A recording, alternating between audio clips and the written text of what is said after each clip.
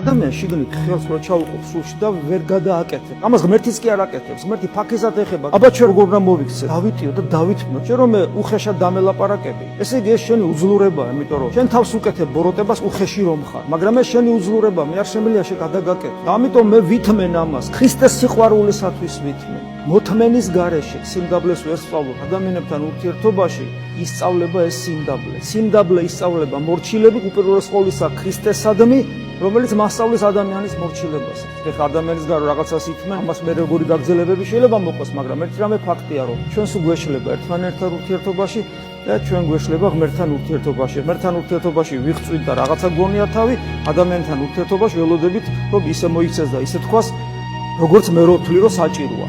შეიძლება მართლაც არასწორად იქცევა ეს ადამიანი, მაგრამ აი ამ ის არასწორ საქცელთან ქრისტიანული დამოკიდებულება უნდა მქონდეს და არა ჩემი სამართლიანი დამოკიდებულება.